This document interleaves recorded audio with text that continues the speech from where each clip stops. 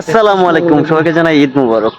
আজকে সবাই ঈদ নামাজ পড়ে এখানের মধ্যে আসছি।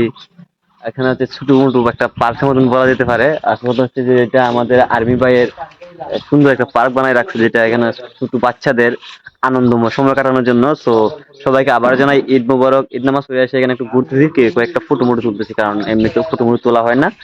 সত্যি কথা বলতে আমাদের যে আগের যে একটা ছোটবেলার যে একটা ঈদ বলতে একটা জিনিস ছিল, সেই আনন্দটা, সেই আনন্দের মুহূর্তটা কোনো কিছু নেই। একসময় 10টায় শহর থাকলে মনে করতাম জীবনে অনেক সুখী আর অনেক হ্যাপি মনে করতাম, বাট আজকে শহরে টাকা আছে, সবকিছুই আছে, কিন্তু সেই সময়গুলো আর নাই। এখানের মধ্যে বাচ্চাদের জন্য অনেক কিছু আছে খেলাধুলা করার জন্য।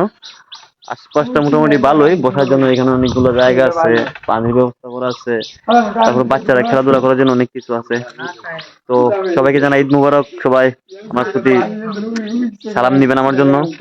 সবাই ভালো থাকবেন। সালামু আলাইকুম, ঈদ মুবারক। এই দেখেন এখানে ছবি তোলার জন্য বা সুন্দর মনোরম একটা পরিবেশ আছে, চারদিকে অনেক কিছু সাজানো গোছানো, বিশেষ করে বাচ্চারা এবং সময় কাটানোর জন্য খুবই সুন্দর একটু উপযুক্ত একটা জায়গা বলা যেতে পারে।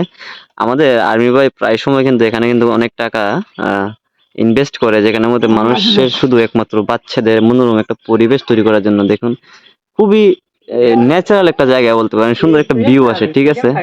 এই দেখেন কত সুন্দর একটা জায়গা, মানে অনেক টাকা পয়সা খরচ করে কিন্তু এই জায়গাটার জন্য।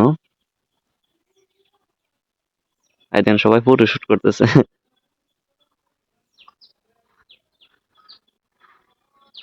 ওকে,